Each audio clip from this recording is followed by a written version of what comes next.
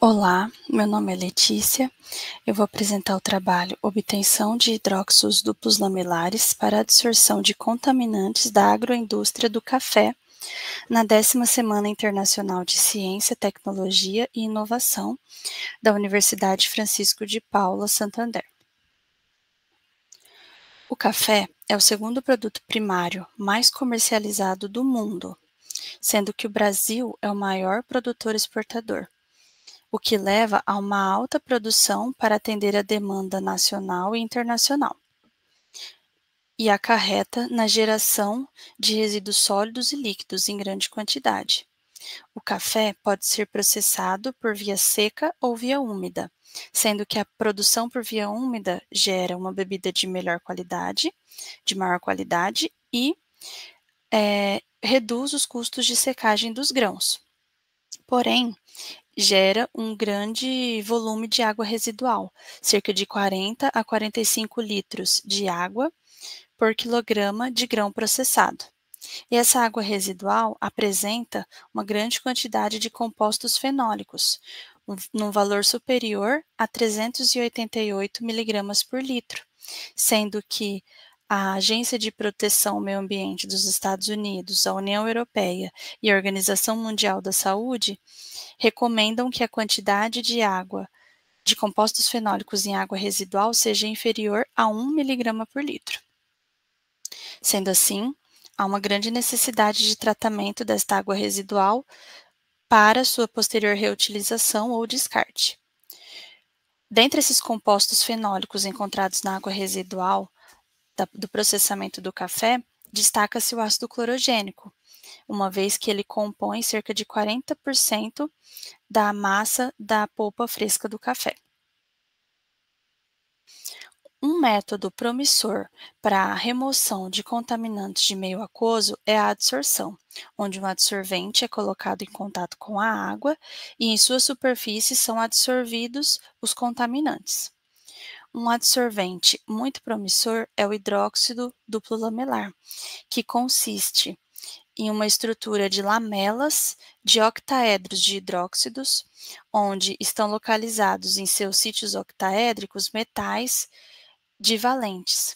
E em alguns sítios esses metais são substituídos por metais trivalentes, o que gera uma carga residual positiva nas lamelas, que é contrabalanceada pela presença de ânions nos espaços interlamelares. No HDL utilizado neste trabalho, os metais que estão localizados nos sítios octaédricos dos hidróxidos são o magnésio 2+, o alumínio 3+, e o ferro 3+, formando a piroaurita.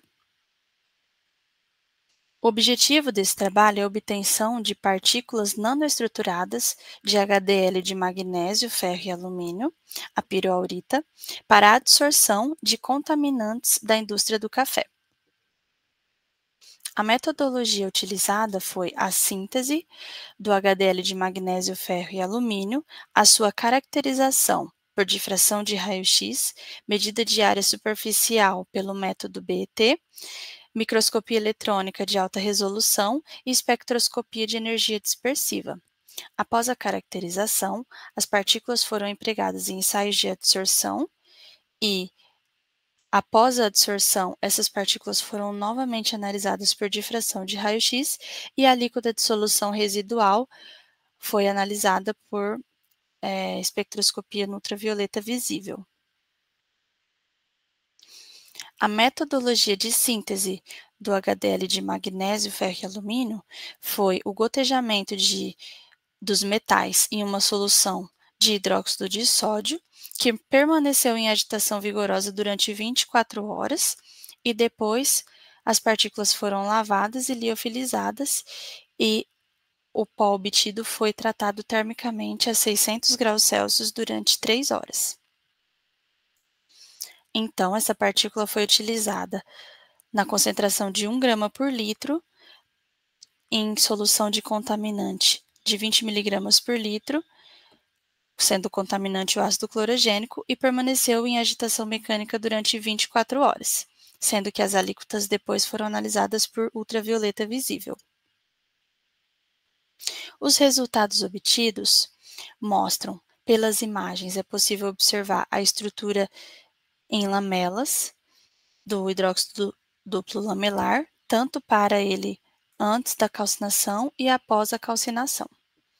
A medida de área superficial pelo método BET mostrou que a área de superfície passou de 8,48 para 81,28, o que é um aumento significativo e promissor para um adsorvente. E a área dos microporos também aumentou de 5 para 7,7 metros quadrados por grama.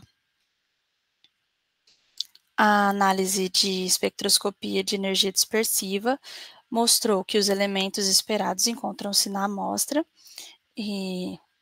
que são oxigênio, ferro, magnésio e alumínio, e também mostraram a pureza das amostras de HDL sintetizadas.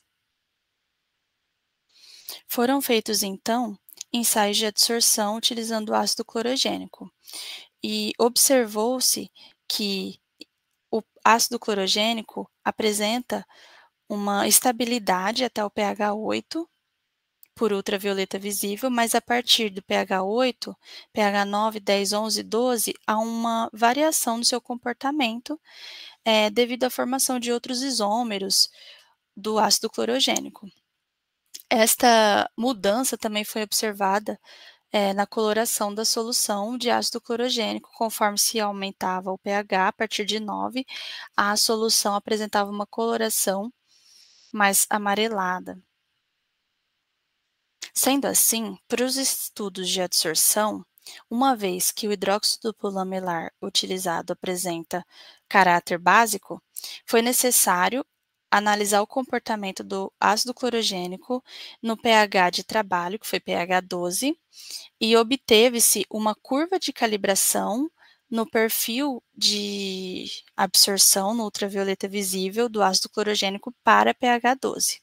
Nessa figura, então, observa-se o ácido clorogênico em seu pH natural, concentração 20, 15, 10, 7,5, 5 e 2,5 e 1 miligrama por litro, e o seu perfil correspondente após a mudança do pH das soluções de mesma concentração para pH 12. Construiu-se então uma curva de calibração para que pudesse-se observar a quantidade de contaminante absorvida em contato com o HDL utilizado. Sendo assim, então, para 1 grama por litro de HDL calcinado utilizado, obteve-se uma adsorção de 90,7% de ácido clorogênico, que foi colocado inicialmente na concentração 20 mg por litro e no final de 24 horas obteve-se 1,86 mg por litro de ácido clorogênico em solução. Os resultados de difração de raio-x mostram que inicialmente obteve-se a estrutura da piroaurita, que é um hidróxido, carbonato, hidrato de magnésio, ferro e alumínio. E após a calcinação, observou-se a formação do óxido de magnésio e ferro, e em contato com a solução novamente, esse óxido foi reestruturado para a estrutura de hidróxido duplo lamelar novamente, onde se observa novamente os picos de HDL e também a presença dos picos de óxido de magnésio e ferro.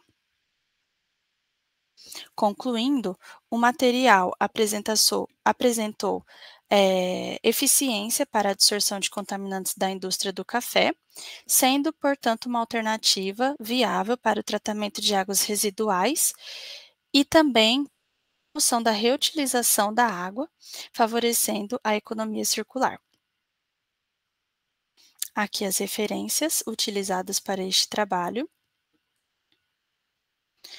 E os agradecimentos à professora doutora Elane Cristina Paris, o grupo de investigação, o grupo de pesquisa, aos organizadores do congresso e a todos os presentes, ao programa de pós-graduação, à universidade, à Embrapa, ao CNPq, meu muito obrigada.